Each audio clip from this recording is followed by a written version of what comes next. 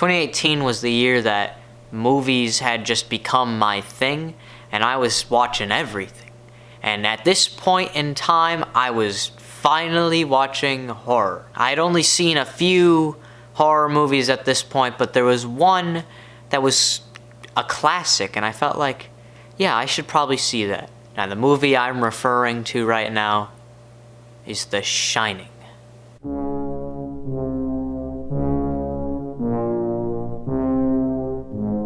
For those of you who don't know, Stephen King hated this movie. He wrote the book, if you didn't know that either. At this point, that's just one of the many things it's famous for, Stephen King hating it. But I watched it, and I recall I was making jokes the entire time, you know, when you got to, like, certain iconic scenes. I'm like, the iconic scene, they weren't, like, it wasn't good jokes, alright, guys?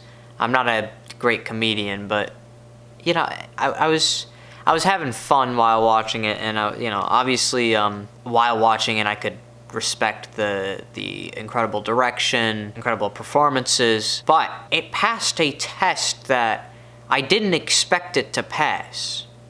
That being, not being able to sleep for about a month, or sleep well, without looking around. This movie really got under my skin, and, you know, I think I'm able to figure out why. I mean, it's just because of Kubrick's fantastic direction. The way the camera moves throughout the building is incredible. And, like, you feel like you're a spirit watching this movie. You're chasing, like, when you got Danny riding on the tricycle through the halls, it feels like there's something chasing. Even when there's nothing really going on, you still feel that tension because of the way it looks. It's incredible. One of the things that makes Stanley Kubrick a great director is just how precise he is on everything. You watch any behind the scenes stuff, and we'll get to some of that in a second, but he's taken like 100 takes of this stuff. He wants it to be perfect.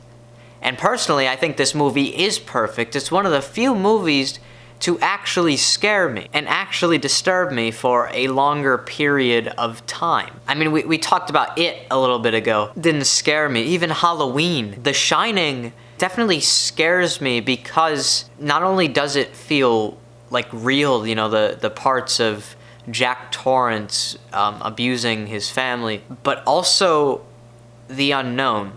The way I like to think of it is, I know it's a book, but it's like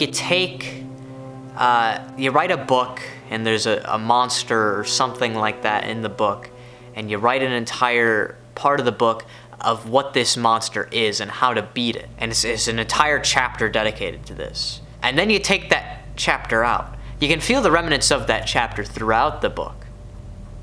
But it's not there. There's no clear answer, and that's why you have so many different interpretations of what The Shining means. Some of them really dumb. If you watch that movie, what is it? Room 237. That's the documentary. I haven't watched it, but I've seen some terrible theories from that documentary, so I have an idea. I don't know if I have an interpretation of what this movie means just yet. I almost don't know if I want one, just because it fascinates me more of what it could mean rather than what I think it means. And it's also one of those things where it's like there's so many different theories out there. Basically, it's like you're looking through and you're choosing one and you're like, that's the one I'm going with. I don't feel like I can do that. So moving on to the performances of this thing, we got Shelley Duvall, who I don't know like how controversial of a performance it is. I know there are a decent amount of people that don't like it, and personally I think it's fantastic. I know there was the whole thing with her and Kubrick on the set where you just watch certain clips. He's just a jerk to her. Well, I don't sympathize with Shelley. Her performance is still fantastic. On my thing here, I wrote Fanny Lloyd, but it's actually Danny Lloyd. Great child performance, you know, especially now. You know, there's a lot of child performances. I think not a lot of them are great. Danny Lloyd's is fantastic. I mean, he just sells his entire character very well.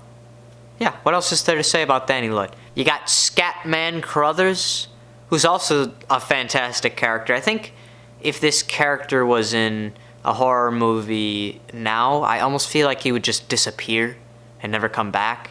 But it's interesting to have the outside character, the character that is to come back, where I feel like most of the time it would just be this isolated family and then never have that again. I really do appreciate having Scatman Crothers in this movie, and he's great. His dialogue delivered fantastic. Has Tony ever told you anything about this place? About the Overlook Hotel?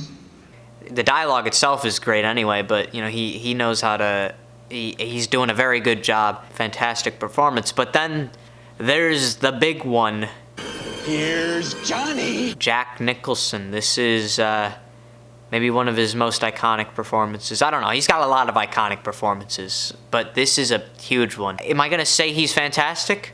Yes, I am. I mean, what I've said it about everyone else in this movie. I think everyone's fantastic in this thing, and he's got such a hard task of making this guy actually feel like he's almost real. He's so out there, especially compared to the rest of the performances in this movie, but he's still a guy that's just lost it or whatever. You know, you got the final photograph at the end, and so maybe he hasn't gone insane. Maybe he's just like reincarnated. You know, it's now we're getting into the interpretation thing. I don't want to get into that. One other quick thing I'd like to mention is the score.